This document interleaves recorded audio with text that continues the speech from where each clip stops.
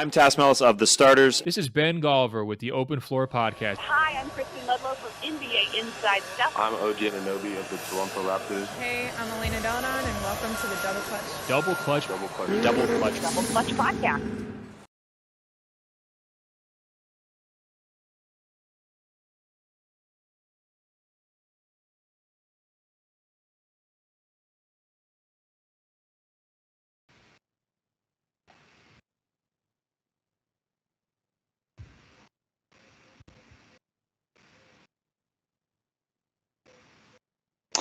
Hello and welcome to the Double Clutch Podcast. I'm Nick Whitfield, one of your regular hosts. I am joined by a good friend of mine, Gogo Rakoton. Hello, Gogo. What's up, Nick Whitfield? Good to see you, mate. I'll do a proper introduction shortly. As always, we have Captain Kirk behind the scenes making the magic happen. Hello to Kirk. Yeah, welcome. Okay, and let's get cracking. Let's go straight into Around the Association.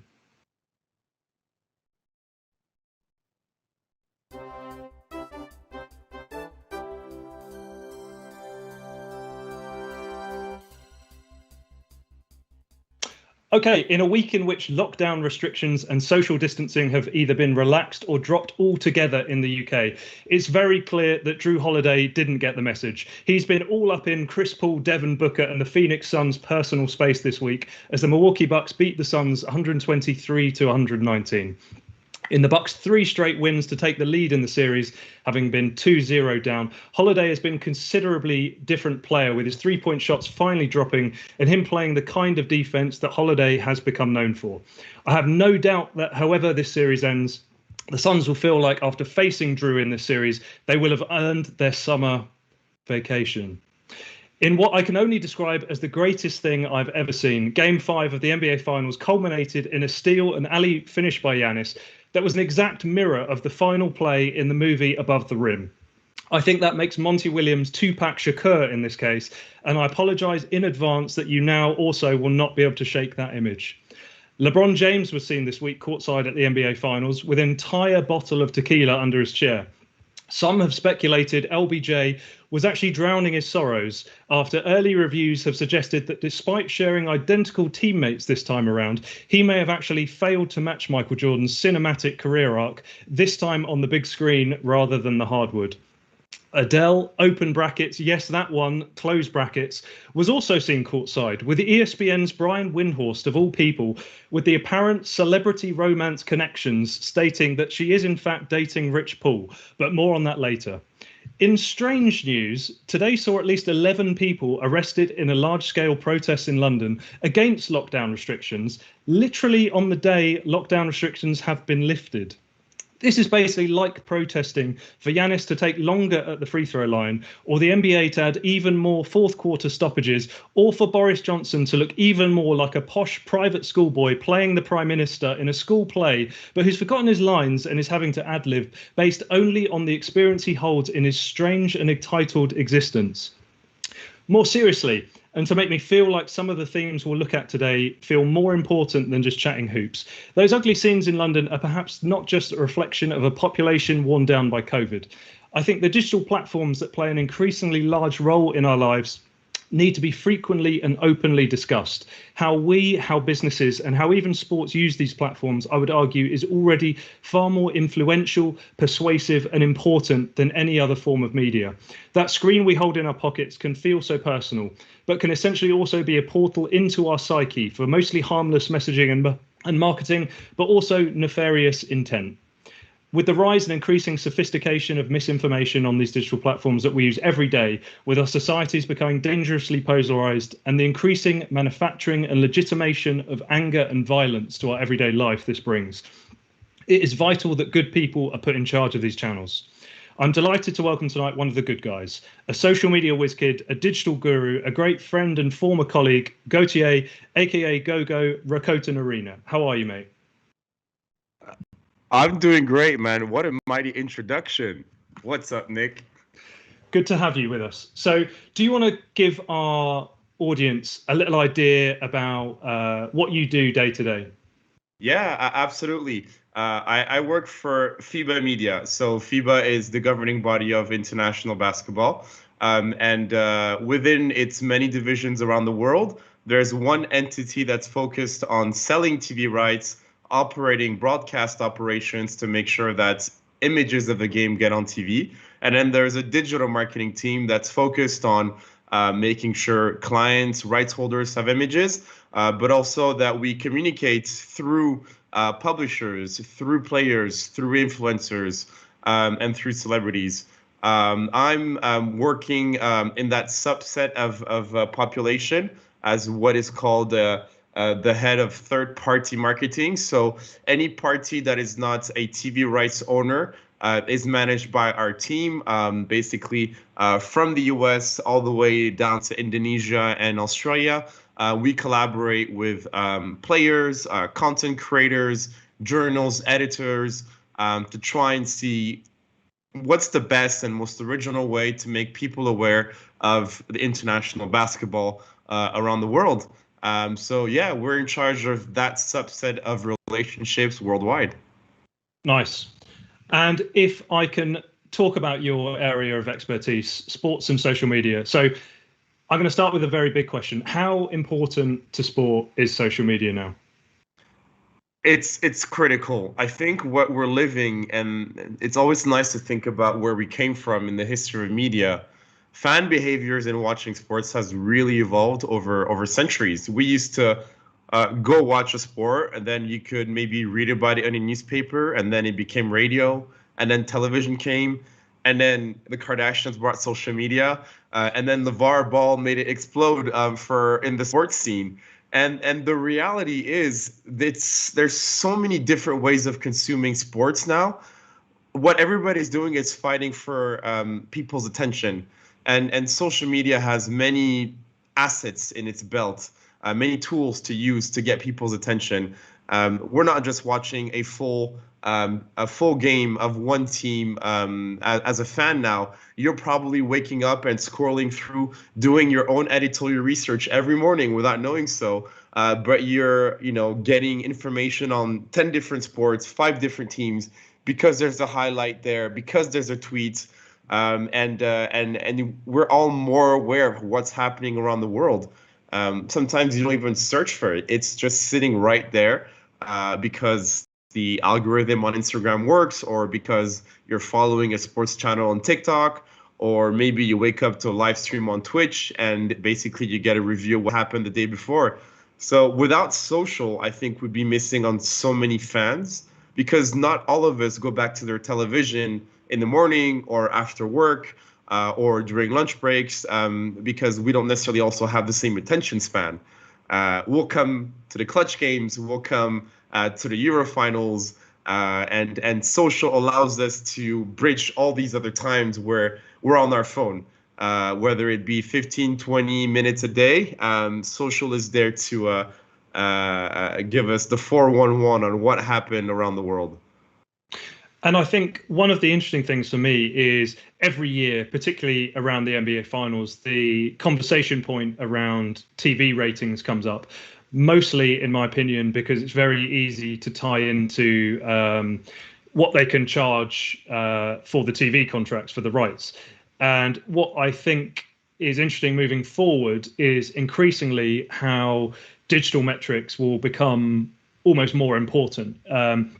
And the reason they're not already, I think, is basically because it's harder for rights holders to find that quite as easy causal link between this is what we did on digital and that resulted in X amount of money. But when you think about how important Instagram is, if you're a Lakers fan, say, about your engagement with that brand and that those players, and the fact you identify yourself as a fan that way, a lot of your actual engagement is on Instagram or TikTok or however you like to consume your content.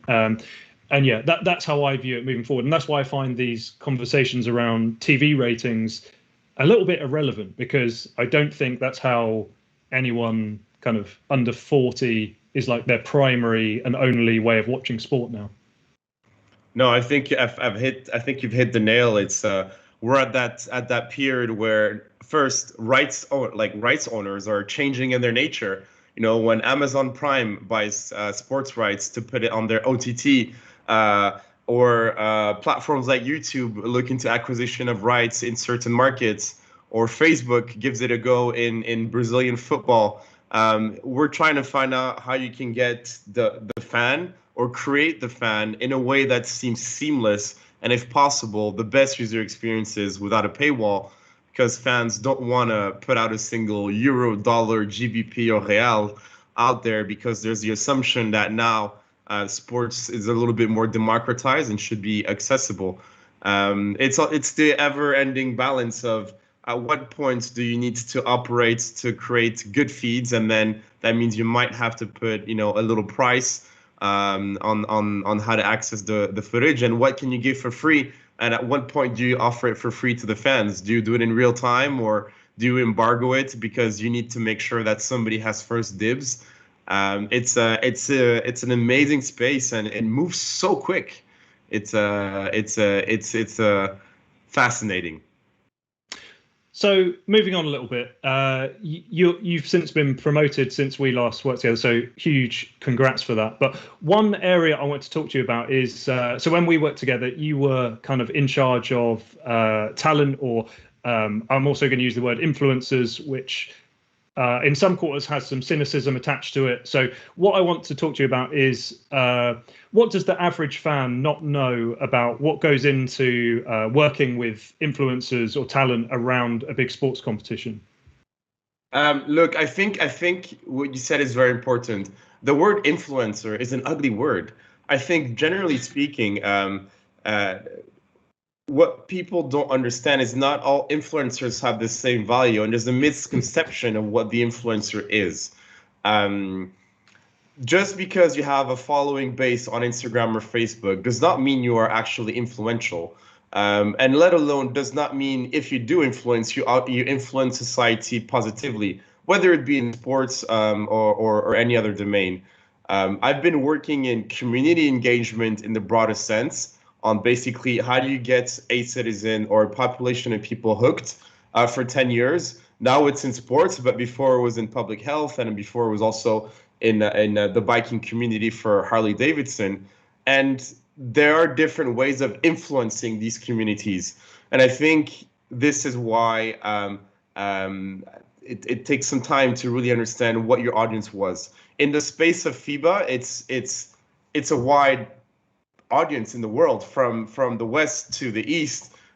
First and foremost, there's a lot of basketball fans out there, so you won't be able to get them all with one universal influencer.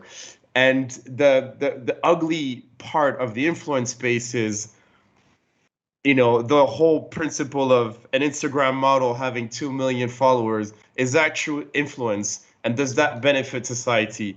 And will people actually recall the brands that she mentioned, or he or she mentioned, when they're publicizing, 6 brands in one day because they've got 6 brand deals? Or is a Dortmund player with the same 2 million followers, who actually gets maybe 10 times the amount of engagement on his channel, a proper influencer? And does he position himself as an influencer, is what we really want to find out. My take is, people don't know when they're influenced, generally speaking. They're not necessarily aware of where they picked up a message. And sometimes it's a blend of both. It's how do you get your Dortmund player to push out a message, knowing that he doesn't care about basically a brand deal, because he has enough money he's genuinely making through his football contract. And at the same time, his fan base is loyal, and we know they love sports, versus the fashion influencer who's probably in it for a paycheck, who needs to keep pushing content, and who actually needs the freebies. Whether or not it looks like 2 million followers is glamorous does not mean necessarily that it's bankable. So what I like about the influencer space is that it's evolving. I hope that people also are a little bit more critical in terms of what content they're faced to, and don't just take in the information for facts. I think when you live a crisis like COVID-19, everybody's realizing that it's easy to get influenced by one Facebook post. Whether or not it has scientific background is irrelevant. because once a message is put out there, it can spread quickly. And in the marketing space, what people need to know is influencer marketing works when you can measure it. At the end of the day, you're going to have a few metrics to measure success, because you probably will have to spend a bit of amount of money either to push a piece of content or to create an image or a video. And at the same time, if you push it through the influencer with 2 million followers, maybe it'll work once on her channel. But if I push it through the Dortmund player, it will go on his page, but then get picked up by a publisher, and then another player, and then an influencer. And that's also the gamble. It's that there are things we can measure, but you also hope that certain things or statements or pieces of content get viral. And today's technology might not be able to actually track it and then really get the media value, because things are tracked with hashtags and keywords, but image tracing or intent tracing, basically understanding what the intent was, isn't something that we can do easily with today's technology. You'd have to pay a third party a lot of money to trace, I don't know, the spread of an image around the world, around the internet. One of the downsides to the industry, I'd say, is overly monetized. And monetization adds this ugly aspect to human nature. We used to pay people for the quality of their IDs. Now we pay bad IDs for the number of people they can reach. And this is where we all have to be very mindful as experts in the domains, but also with people we work with, as to what message we want out there, and we vet people on their values. And in that sense, you're almost taking an influencer into an ambassador, because you're fact-checking who they are. You really have to connect and ask them, what's your purpose here? Why are you doing this? What do you want to achieve? What do you want to change? As opposed to, oh, you got 2 million followers. Here you go. Thank you for that incredibly comprehensive answer. So finally, on digital culture and sports, I want to ask you, what are the next trends, in your opinion? What should people be looking out for? That's a very good question. I think I like doing West versus East, because I think China is often misunderstood in the way their social platforms. Something like TikTok existed under the name Douyin for a long time before it reached the West. I think in the West, there's a clutter of platforms now. There's always a time where a little social media channel will start losing users, and will eventually have to either get bought out or integrated into another one.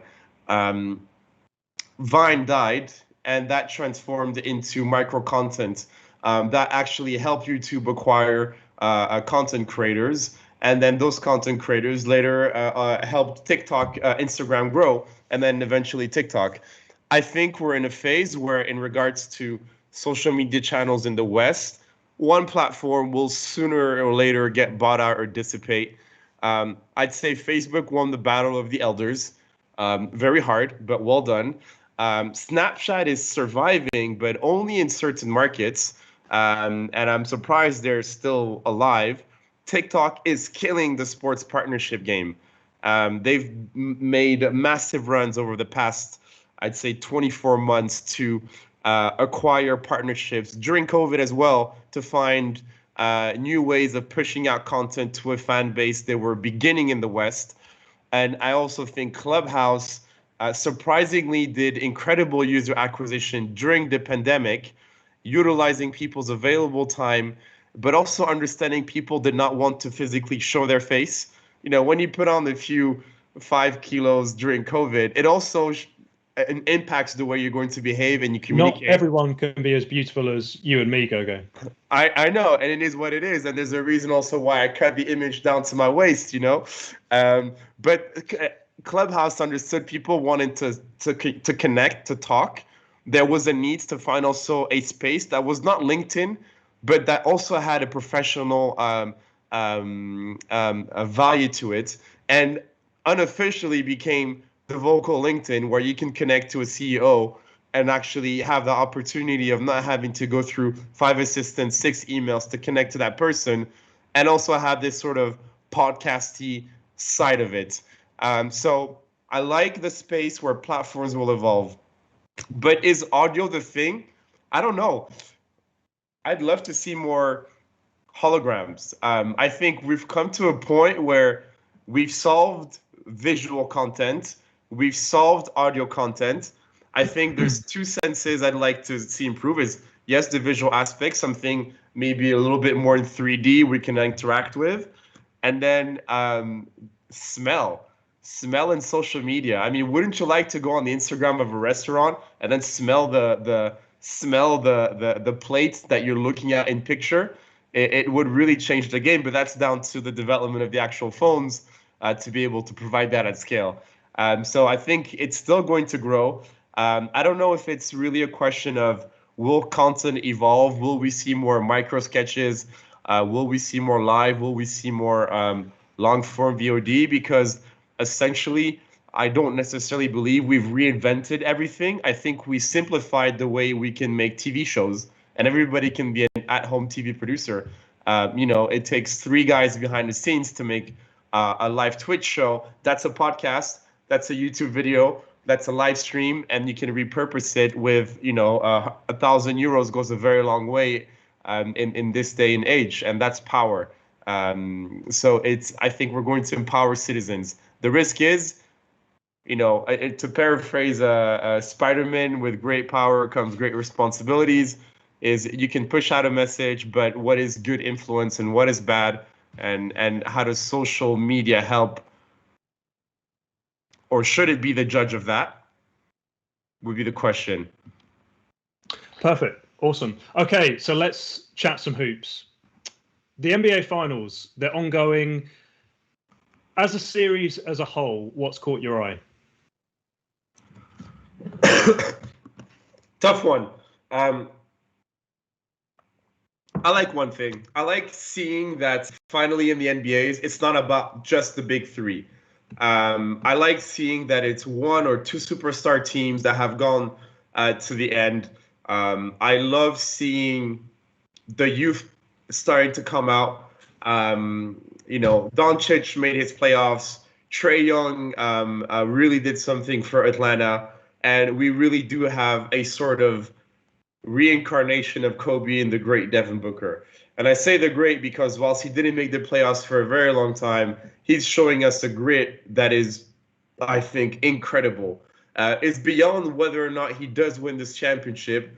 I think he'll come out of this as an alpha dog that everybody will finally respect. I think everybody disrespected the fact he didn't make the playoffs, but now that he is, and he's all the way there, and not that he did it alone, but he's the first go-to guy.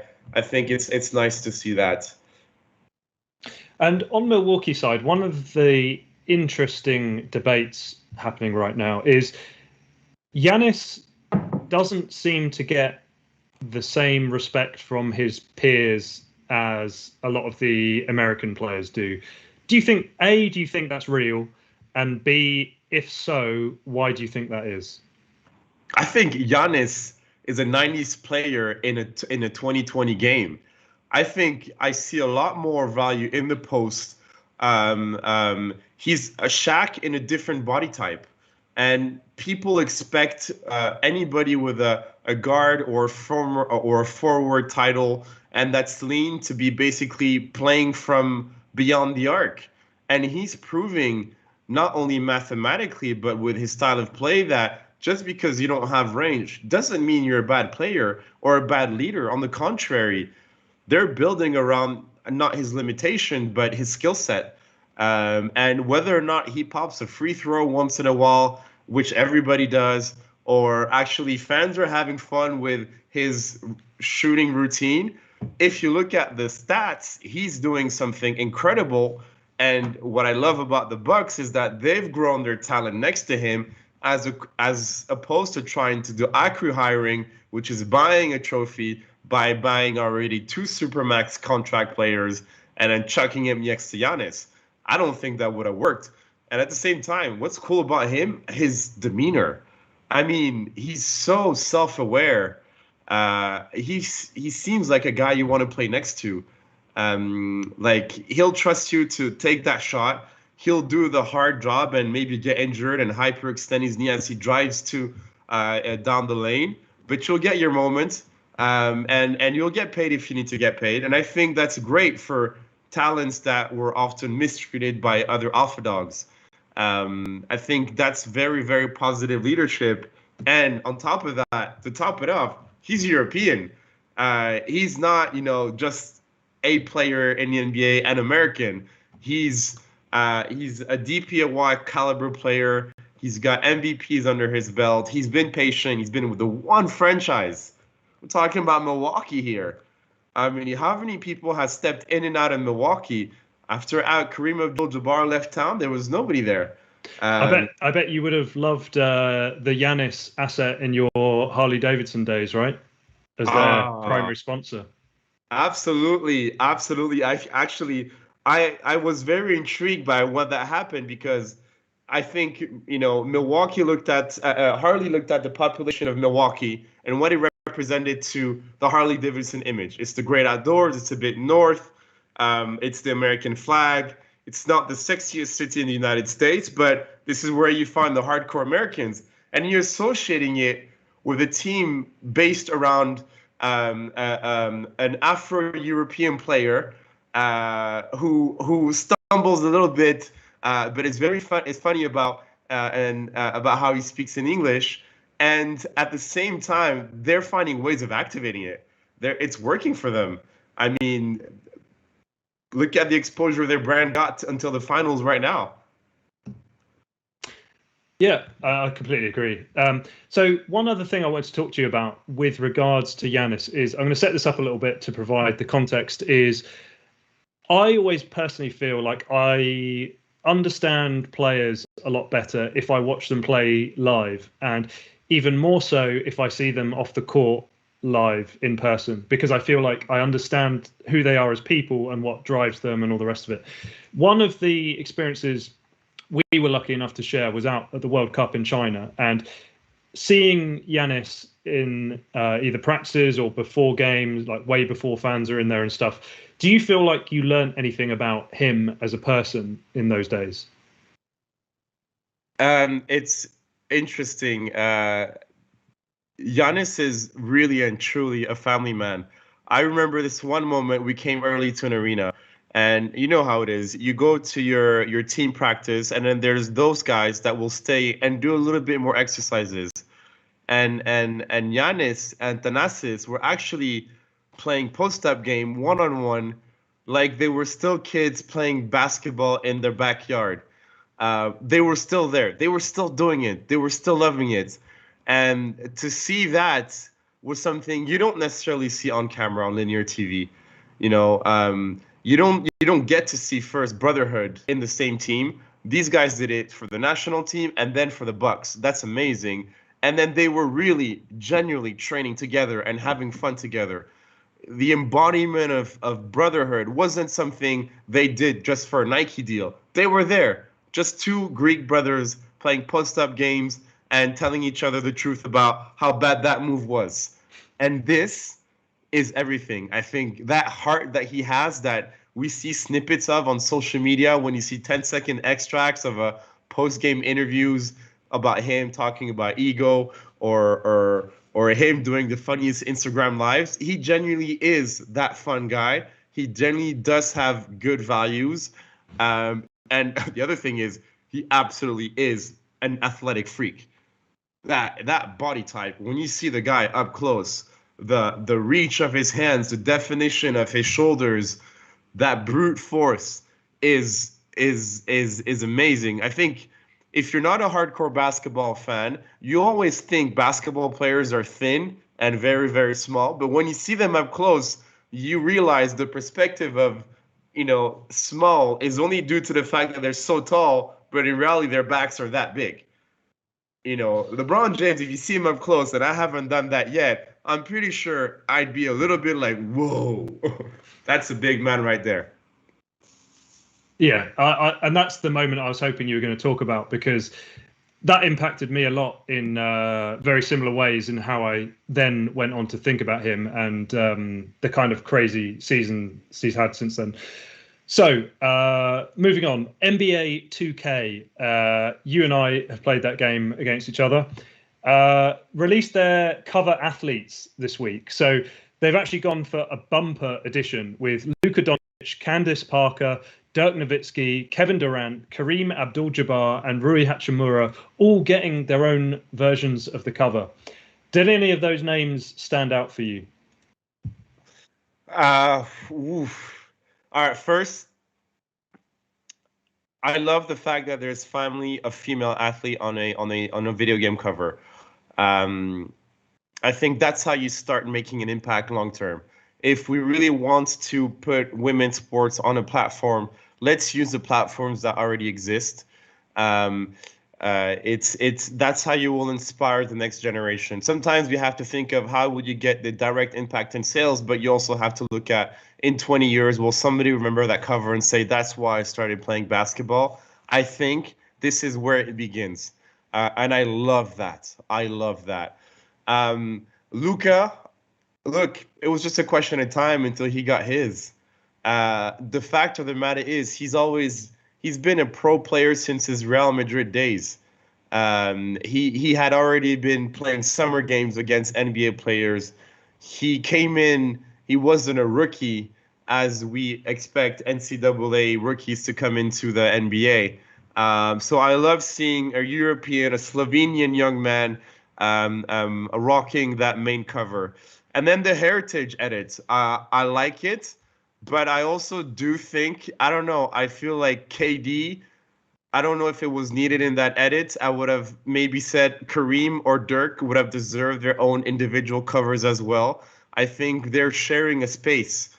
I would have loved to see the Kareem edition, and they could have waited one more year, or I would have loved to see the Dirk Nowitzki edition, because there's so much more than one of three guys on a cover. But again, I haven't played the game, and if does that, change? Is there like a specific storyline behind it, which is why they want to put them side by side? I don't know, but I'm excited about it. I think if there was one more, I like the blacktop edits of the version of NBA 2K. If there's one thing I'd love to see in it, would be a FIBA 3x3 rule-based blacktop. Whereas when the shot goes in, you don't just pick it up and check it up top. You actually pick it up, run back, and keep going, and the ball's yellow. Yeah, that would be awesome. And I think international teams in general, they did the Dream Team 1 year, and that's the thing. But yeah, love to see more of that. I think for me, the things that stood out for me were, and just before I go through this, we actually had our own Mike Miller did an interview with the designer of the covers. So do go and check that out on doubleclutch.uk. The ones that stood out to me were, the fact half of the covers are non-Americans. That's a big step in recognizing the influence of international players now. I was really happy to see the Kareem cover, because he is an incredible person as well as one of the best players to ever live. And just because he hasn't really courted and chased his own brand, I feel like a lot of youngsters don't really recognize how great he was, not only as a player, but as a human being. So I love to see that. And the other one, Candace Parker, I just want to build up a bit, because as you say, first female athlete to get a cover. And what I know is the reality is a lot of listeners of this podcast maybe don't watch women's basketball. So what I want to do is just build up, give those people an idea of her career and her achievements, just so they can take more of an interest. So Candace Parker was picked first in the 2008 WNBA draft by the LA Sparks. She had a rookie season that started with breaking the record for most points scored by a rookie in their first game, and ended by earning both the WNBA's Rookie of the Year and the League MVP award. Since her rookie season, Parker's played in 6 WNBA All-Star games, won an MVP award, taken a WNBA championship, and was a Finals MVP during that championship run. So well earned, and a real big step, I think, in pushing women's basketball on such a big platform as NBA 2K has become. A little bit of trivia, and this can be for the listeners to play along with as well, whichever version of this show you're listening to or watching. So I mentioned that Candace Parker won both the Rookie of the Year and the MVP award in the same season. That has actually happened twice in NBA history, and I don't expect you to necessarily know this answer, but do you have any guesses at who either of these people may be? And I'll give you one clue in that they're both a very long time ago. And I hope, listeners, you are also playing along. I bet posthumously you're going to say you knew the answers, listeners, aren't you? Okay, let me give them to you. So first one was Wilt the Stilt Chamberlain in 1960. Absolute beast of a man. And second was Wes Unseld in 1969 for Washington, I believe. Absolute specimens of men, did what they wanted. Rookie of the Year, MVP, same season. Can't argue with that. So let's talk about FIBA events and international basketball. We're coming to that stage of the season. The NBA Finals is almost over, and we're getting to that part of the season where international basketball takes over. And I know you've recently been working on a number of events. So let's talk about FIBA Under-19 a little bit. I was lucky enough to work on that event previously, and the thing I love about that event is not only the pride you see in those young players take in representing their country, but just the sheer talent level that plays in that competition. If you're an NBA draft fan and you like seeing young guys come into the league, that is literally one of the best competitions out there, probably the best, for seeing the top guys, not only from the USA, but the likes of Serbia, Australia, all these different countries, France, of course, who are producing incredible talent now, to see them all play in one competition against each other. So can you talk a little bit about, like, what was it like in Latvia this year? Yeah, so look, I attended the Under-19 Men's Basketball World Cup in Riga, the capital of Latvia. First, what a tournament. There is so much talent around the world. It's something to hear about it. It's another thing to see it physically happening in front of you. The level of talent going anywhere from Argentina to Spain to Serbia to Canada to France, and then also to the United States is incredible. It was like watching basically an NBA draft camp where people were trying to make sure they actually played a team sport. It's a great platform for these young men. And then for these young athletes participating in those youth events, because they get to do it also in a very structured way. You know, there's the full support of FIBA, the full support of their federation. They have great gyms to work out and to prepare themselves. And to those that are doing it in COVID-19 and with, you know, what are called bubbles, you have to give it to them, to their mental strength or being able to go through that.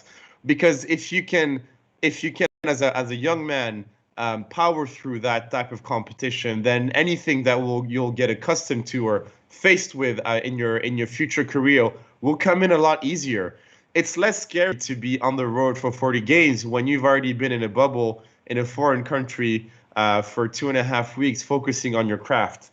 But that level of talent in the next 2 to 3 years is amazing. I think in Riga, I can make a very educated guess in saying that we'll probably have seen the next 2 or 3 lottery picks of NBA Draft 22 and NBA Draft 2023. We'll have seen the next NBL players because a lot of these athletes also take the NBL routes now more and more, but also play in the European competitions in the biggest stages. Before and if they want to make an NBA run, because it's not the only way of being successful as a basketball player as well. And I think that's important to also say again. There is some mad talent out there. Really, really. This year, Jaden Ivey, absolutely. Such hops. So for those of you watching it on screen, wow. This young man has Russell Westbrook twitch, with I'd say also a very good court vision. I think he's headed to the draft. I think he does have that talent. Zach Edey out of Canada, somebody to watch for. But Canada already had a deep roster in the 2019 U19 World Cup, which you attended, Nick. Serbia has this young man called Jovic. For me, he's like a reincarnated Dirk Nowitzki with a bit more hops, and also just that Serbian mentality in basketball. Fierce, grit, but very humble still, deep. And I'm not gonna just talk about USA here because there was Chet Holmgren, Gonzaga recruit #1 pick for 2022. But I'm going to talk about Wembanyama, 17-year-old Frenchman, 7'3", average 5.7 blocks per game, which is the highest block average of any FIBA competition ever since we started recording data. 5.7 blocks.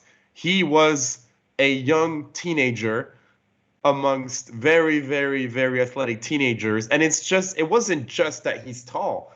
I think his basketball IQ on both ends of the floor is extremely high. And I see a bright future for him. And just to put it in perspective, he has the same management team than Rudy Gobert. So why I say that's important is because they know how to work with big men.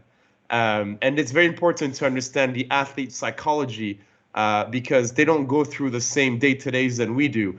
And you have to accompany and be sensible to that, especially in the head of a teenager who is a teenager as well. He's a teenager with an immense talent, and that talent must be protected and nurtured. And I think he's in very good hands. To see Chet go against Wembanyama in the finals, USA versus France, it's something else. It's really something else. Just for some context for listeners, you won't guess from his accent, but Gauthier is in fact French. So he, I'm sure, took a lot of pride in the performance of France in that competition.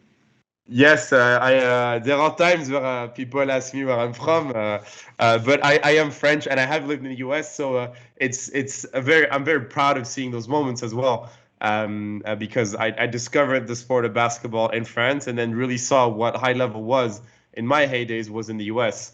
And to see also another nation like Korea playing at the U19 World Cup, because I lived another 4 years over there, was nice. But the gap between, I'd say, Asian basketball and European basketball and let alone US basketball is still a great. I also think what cannot be compared is the way these teenagers grow up, and how that can impact how they make decisions on the court. But a deep class in the next years to come. I think we have seen the lottery picks for the next two drafts in that U19 competition. Nice. And the other competition you were working around was women's Eurobasket. What was your experience around that competition? This is where it's nice that you mentioned that was French. I got to see France lose twice in the finals at Eurobasket women and at under 19 men's World Cup. At least they were there. That's all I'll say as a British person. Yeah, look, there are some new standouts. Bosnia-Herzegovina, standout. They had this center pulling stats like 40 points, 15 rebounds, 20 boards, killing the game. Serbia, historically standing by the legacy of what basketball is to them. They had some nitty-gritty games. They went to the finals, took it away from France, and they adjusted their tactics. You can tell the coaching was amazing. What happened was, for those that didn't follow the competition, first, Spain was the host, but Spain, due to COVID-19, lost two of its main players. And that was Abalde and Alba Torrens. Alba Torrens being the #1 offensive asset. So early in the competition, the host nation, which would have gone far, not likely to go that far by virtue of the depth of their roster, also with a generational change in losing Laura Nichols and Marta Chargai. So that was something to note right away, because the Spanish powerhouse was not a Spanish powerhouse that we knew. And what is important to note is that you play these continental competitions also to secure a spot in the Women's World Cup qualifiers. As it stands with Spain's performance, they are not qualified to the next World Cup. Their only way of qualifying is by winning the Olympics. That's something to know. So with Spain sort of going in a different round of that competition, we were looking at Serbia, France, Belgium as the top three teams. France brought their best roster in a very, very long time, and historically have been losing the Eurobasket Women Finals for many competitions in a row. But they were arguably the number one team. I think this was a summer of number ones for France. On paper, in football, the men's team was supposed to be number one. And I'm telling you, man, it's the year of the Italians. It's the year of the Italians. And on paper, the women's basketball team was number one and actually was playing like the number one team until the finals. And I think this is what happened. When you're too good and nobody shakes your feathers like that until the finals, when you're in too much of a comfort zone, then you can get caught off guard. And what happened was Serbia did their scouting, because when you know you're coming in to face the Golden State Warriors of Steph Curry or LeBron's Miami Heat, you spend more time looking at tape and you adjust your tactics. So what happened? Serbia played the full court press from first quarter onwards. France turned it over and didn't see it coming because they didn't need to deal with that in the previous games. And they got caught. And then suddenly there's like this mesh of emotions where you've been winning for 2 weeks and then, hold on, red flag, we're not winning. And actually these girls are killing it. Like, they're not just playing well, they're killing it. It was amazing to see. As much as a Frenchman inside of me, I was bursting inside. I think Serbia had one of the best women's basketball lineups I've ever seen. It was beautiful basketball, really, really beautiful basketball. And if I can ask you two kind of related questions together, to me, it feels like women's basketball was in a funny place in that, on the one hand, I think it's more popular than it's ever been before. And on the other hand, I think there's still a long way to go in kind of giving it the credit and attention it deserves. So what do you think of the current state of women's basketball? And I know there's people out there who they want to do a better job of supporting women's basketball, but maybe they don't have the level of knowledge they do of men's basketball or whatever. So what do you think is like if they can do one thing to start supporting women's basketball, what is that one thing? That's a very good question. And first, I'd say my starting argument is I'm the wrong person to ask for that, because by virtue of being a man, I have my own biases. And when I was at Women's Eurobasket, I took the time at every dinner to listen to the women around me as to what their vision of the sport was. I think because it's still a male-dominated sport behind the scenes, we make also decisions that aren't voluntarily to the benefit of the development of women's sports. And you learn. And I think the first thing to do is keep asking questions, discover, be curious, don't stop. Ask about women's sports. Ask about teams. Ask about players, because it's a growing space. I think the more and more we advance, there are more platforms, there are better budgets, better campaigns, better sports facilities, and the respect is growing towards women's sports and women's basketball. But also there are ways of us of proactively getting there. It's like Slam creating Slam Women channels is a way to get there. Look at different publishers that used to have one Instagram account that now have women-specific accounts. Follow those. Cost us nothing to actually push ourselves in that direction, because there's talent out there, and distribution is also down to how we behave as users. So actually go look for the pieces of content. I think also at the same time, you're right. It's still a long road. There's still so many gaps to bridge in the space of women's sports. You could, look at WNBA salaries versus rookie contracts in NBA. This is the gap we're talking about. When a max contract is barely 500 500 K for WNBA for Liz Cambridge, and an NBA rookie contract is almost that, if not more. There's still going to be a long road. And here we're talking about domestic leagues with money, with a decent P&L. So it's going to take some time. I think it requires creating hero stories as well. I think things like long form content on Amazon Prime or Netflix or The Zone, where the Naomi Osaka documentaries. These are the types of pieces that will embed new legacies and help build the next generation and help raise the value of the sports, not only commercially, but also people will start getting information. Awesome. And it's growing. It's growing. If the question is, how can people support women's sport? I think it's be active at the community level, at the national level, international level. Post, repost, attend matches in your area. Support your sisters. Support your cousins, your mother. Attend games. Buy tickets. Be part of the experience. Awesome. And we're getting now very close to Olympic basketball.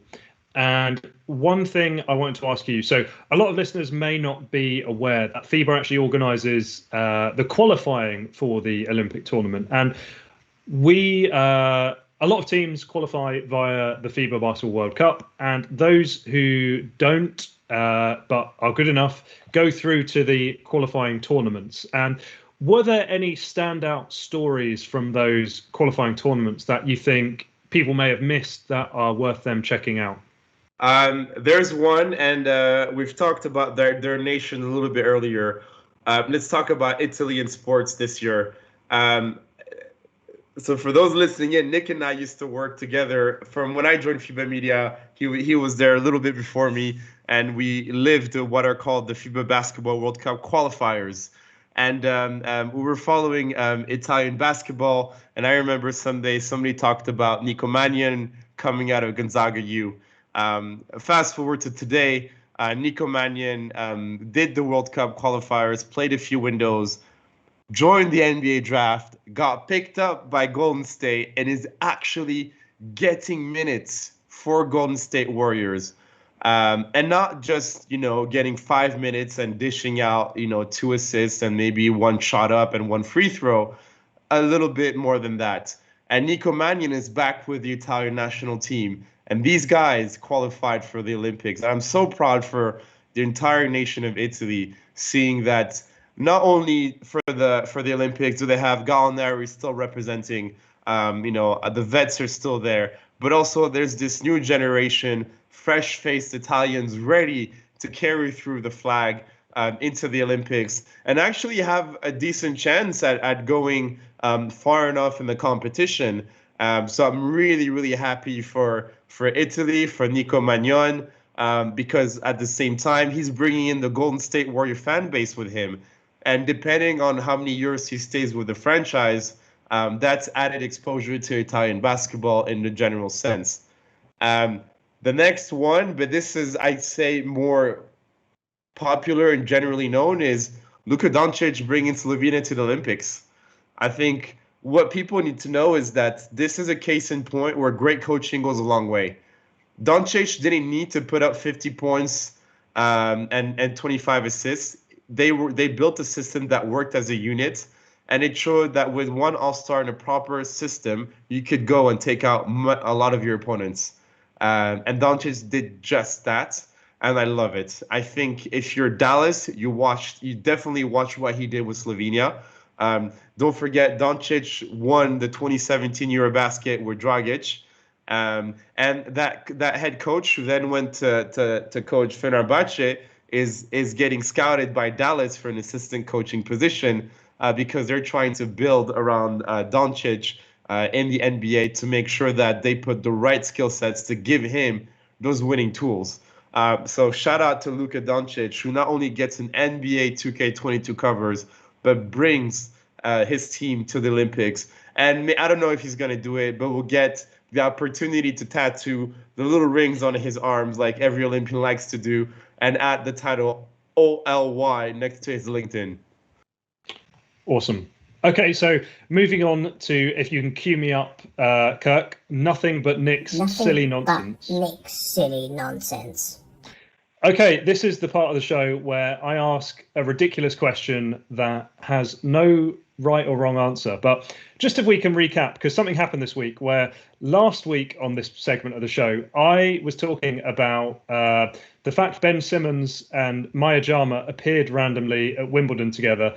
And it seemed like such an obscure pairing of NBA player and UK celebrity that didn't seem to make sense in my head. So we were speculating over who the next couple would be. And it turns out it's already been revealed because, as I mentioned in the intro to this show, Adele turned up with Rich Paul at the NBA Finals. So little did we know last week what a pertinent topic we were discussing. So this week, I don't know about you, but I'm known in my circles as a relentless frequenter of nightclubs. It is to my absolute delight, therefore, that UK nightclubs have reopened. My question to you, if you had to choose 2 past or present players from the world of basketball for a single big night out, who are you choosing and why?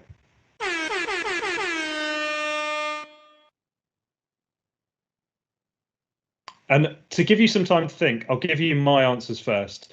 I have gone for, my first one is Charles Barkley. The stories of what Barkley got up to in Barcelona in the 92 Olympics are legendary. And I feel like I would be remiss not to include Chuck in my list. And the second, just for the lulz, is Paul Pierce, who, if his Instagram live is anything like his standard nights out, that seems like something I should be a part of. So Gogo, do you have 2 players that you would want to share a big night out with? Yeah, look, if I want to have a really, really, really wild night, I'd call J.R. Smith, Michael Beasley, and JaVale McGee. I don't even need to ask any questions as to why. Perfect. Okay. I think you'd have some laughs, you'd have some drinks, you'd probably spill a bottle or 2, definitely would. But at the end, you come out with a laugh that will just give you cramps. Can't argue with that. Okay, next segment of the show, Talking on D. We have a Discord server. If you are not already a part of it, please do join.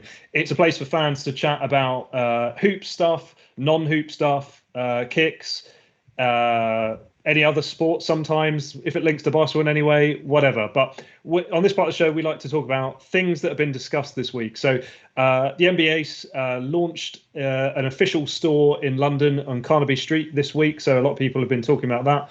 What's in there? Do they stock Sacramento Kings merchandise? And if so, why? That sort of thing. Our Phoenix Suns fans have been having an existential crisis as they were 2-0 up in the finals and are now 3-2 down. Ross McLeod in particular seemed to be asking some deep and meaningful questions about life in general. And a personal thought, Elliot, who was in the live stream, he was talking about golf in Kent, which gave me the random thought of, I like it when during international tournaments, the host nation actually auto-qualifies a lot of the time. So my rhetorical question is, should Mike Miller, our own Mike Miller from Double Clutch, should he auto-qualify for any golf event played in Kent? And I think the answer is probably yes. And now we get to our Discord listener questions. These are questions sent to us from our Discord server. And the first one is actually from said Mike Miller. He said, can you provide some insight, and this one's more for you, Gogo, can you provide some insight as to how FIBA cultivates and grows its ambassadorial partnerships? And so I know, for example, you were the driving force with Stephon Marbury being such a major part of that Basketball World Cup. I'll never forget, as a teenage Knicks fan version of me, just sitting down for lunch with Stephon Marbury, pretending that's a normal thing to do. So can you talk about what goes into building and growing those partnerships? Yeah, I think what matters is when athletes get out of the pro circuit as athletes, they all have to ask ourselves that question: is what is the legacy they want to leave behind? What are they putting to get there? And what type of partnerships will help getting there? Um, they're not just an influencer. They don't have just a social media reach. They actually have achieved a long career on and off the courts. And what matters is really aligning ourselves with our values, trying to see what are we trying to do in XYZ country together. Are we trying to build courts? Are we trying to coach? Are we trying to get more girls in the gym? Are we trying to improve the perception of the entity? And working with Stefan Marbury was really asking ourselves, Steph, what do you want to do in the next few months? What makes you happy? How connected are you to the Chinese fan base? And what would you like to do with your Chinese fan base that we could help you out with? And once you get on that human level and you really ask, not only do we do our research in the background, a commercial research, you look at the career, you do some scouting, you understand if he's trying to get into coaching and whatnot. And this is sort of what you have to do before you meet anybody influential, is put in 5 hours of studies for a 5-minute conversation. Never take it for granted. But once you've done that, you can really sit down with them and ask them, look at them in the eyes, like, bro, what's happiness now? Like, what could we do together? And for me, it meant, spending some time with him, observing what he was doing in the United States, in New York, with basketball camps in Brooklyn, at Dyckman Park. And at the same time, it was understanding that he wanted to coach in Beijing, and seeing how there was a crossover between who he was coaching and how to promote basketball across China at the international level. Once you get on that human level about values and what we can do together, it's not about money.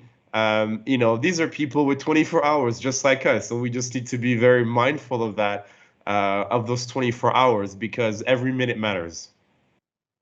Thank you for that. So next question, also Mike Miller. He was in a flurry of questions today.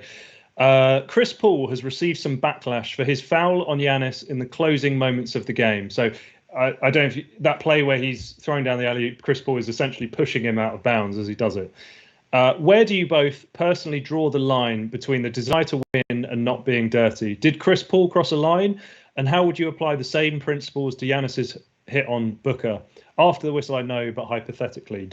So here's my take on this. And I think Mike was alluding to it in the way he asked the question, in that for me, it's not necessarily about whether it's a foul or not on any individual play. For me, it's about consistency, and it's about the players knowing if they do a certain action, what is the consequence. And that needs to be applied consistently across players, across teams, and across the games of a series. So that is, because I think if you get away from that, that's when players start to have issues with referees. If they can play a certain way in a certain game and then it's called a foul in the next game, that's an issue. If conversely, if they're allowed to get too physical and fouls are never called, then they get way too physical. So for me, the answer is mostly about consistency. It's not whether it's like a flagrant or not. It's just about, if it's a flagrant in one game, it should be a flagrant in the next game. How about you, Gogo? Do you have any differing thoughts to me on that? I think I'll take another angle. I'm just trying to position it from a referee perspective. I've had the opportunity to meet referees amongst many competitions, and it's a different breed of people in the world of sports, and often misunderstood. Very diplomatically put. Yeah, absolutely. And they have a very tough job, is whether they like to or not, they can actually set the type of game that will happen by allowing certain fouls to play on both ends of the floor. But it's about balance, right?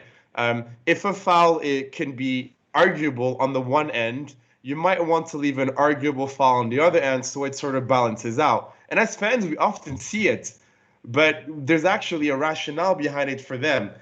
in the case of an NBA playoff series where you have to win 4 out of 7, that carries on to another game because you're not just looking at one quarter. You're looking at game 1 fouls versus game 2 fouls. So I think if you let one big one go through in game 1, it's okay to let another one go in game 2, but it's not a written rule. It can never be. At the same time, look, Chris Paul's done a few dirty fouls in his heydays. It's okay. It's basketball at the same time. It's not American football where you're full contact. But Jordan used to get hit and banged up. He got 6 rings, right? Can't argue with any MJ chat. Next, and I was hesitant to include this one because it's a bit repetitive of what we talked about last week, but there's enough of a twist on it where I allowed this question. So Matt Hardy, aka UK Nets fans, with Adele and Rich Paul reportedly dating, who is the next surprise NBA British celeb pairing, and what is their nickname? This is the crucial difference to what we talked about last week, because it has to include a nickname. So he's included an example of Shake Milton and Mary Berry, who would make Shake and Bake. And again, to give you some time to think, Gogo, about who you might be choosing and why, I have picked, and this is reflective of quite how immature I am. I knew my first answer, my first person was going to be Colin Sexton, just for his name solely. And I came up with 2, Stacey Solomon, so we could have Sex Man, and Lightning from Gladiators, so we could have Sex Lightning. Is there anyone who jumps out as you as a strange pairing? And again, Gogo lives in Spain now. He's a Frenchman living in Spain, so his knowledge of UK Z-list celebrities may not be the strongest. I'm trying to think, who should Chabuddy G be dating in the NBA? Anybody with Chabuddy G would be a very good, interesting match courtside. I mean, Chabuddy G dating a Kardashian, attending Devin Booker's games would be something I'd love to see echo around the world. Corrupt FM. And final question. This is from Richard Fang, one of our Bucks fans who is going to be potentially celebrating deliriously in the coming days. Obviously, these playoffs were attacked for not potentially being a top-class finals. Obviously, due to the fact it features a team that has not won a chip before and one that hasn't won in over 50 years. Would you say these finals have surprised you, and how would you compare it to recent finals of the past? Look, I think we cannot discredit this final only on the basis of COVID-19. I think, yes, there may have been a lot more injuries, but the season started later. Maybe there was a percentage of game that was more compressed. But at the end of the day, you gotta, getting to the finals is a mix of talent, but also endurance, and that's physical endurance. I think if you need to review the way that you're conditioning yourself over the season to diminish the risk of injuries, there are ways to do that. And I think we need to look at that. I think also, yes, the NBA has a very heavy match schedule and a lot of obligations to enter to, but we shouldn't just discredit these NBA finals just because we didn't see the big threes get out there and it's Devin Booker, because it's Devin Booker. That's what should be said. And it's Chris Paul and it's DeAndre Ayton. And they didn't just get there by seeing everybody get injured and suddenly the door got open. They fought through a regular season, which they played in quite well as well. And for Giannis on that end, Giannis has been building this over many years. I think this is where people don't want to see Giannis maybe go to the finals because of his playing type, and it's sort of different in his generation, but he's getting there. So I wouldn't discredit it. I think, is it different than other ones because of COVID-19? Yes, but the Lakers won in a bubble. And we don't see that much negative criticism as to that championship of LeBron and Anthony Davis in Disneyland. Whereas here we're back to stadiums, traveling, just a little bit more protocols when you were traveling. So this is the nature of sports. We'll never agree with the wins, and we'll always call the what ifs. What if the UK had brought it home? What if Mbappe had put that penalty? At the end of the day, he didn't put it in. At the end of the day, there was a championship winner. There was a winner, and that's the beauty and the challenge of sports. We can't all be happy, but these teams are still building their legacy. Stories are meant to be written and rewritten anyways, and that will give more energy for the other 30 teams that didn't make it to the finals next year.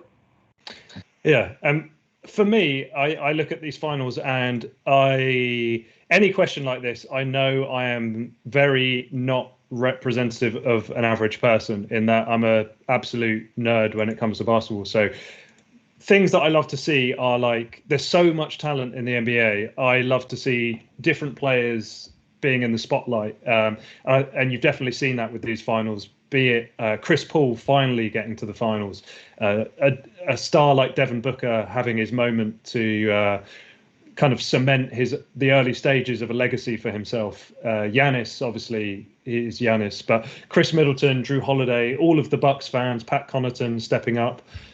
I've always loved to see new players getting to shine in the brightest game. So, I mean, I've loved this finals, but I love every finals because I am who I am. So, as I say, I'm not the best person to ask on that one. So that actually brings us to a close. And before we go, I'd like to thank NSA7 for joining our Discord. A few Twitter followers while we've been on air. Collie Wally, that's a sick name if that's your real name. Well done.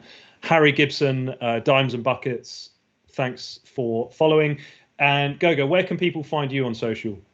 My Twitter handle is Gogo Rakoto. And if you're watching the recorded visual aspect of this episode, you can see it on the top on top of my head. And on Instagram, let's go now is where I am. Hit me up, send me DMs. I'm very active. And Nick, and to double clutch, guys, it's great to see you guys at episode 393. What's the plan for the big 400? That would be telling. It's going to be big, though. Watch the space. Thanks, man. And one final thanks to Captain Kirk. Obviously, all the stuff we do on Twitch wouldn't be possible without him. So huge thank you to Captain Kirk. And with that, I will bid you good evening. Have a great week, everyone. And we'll see you same time, same place next week.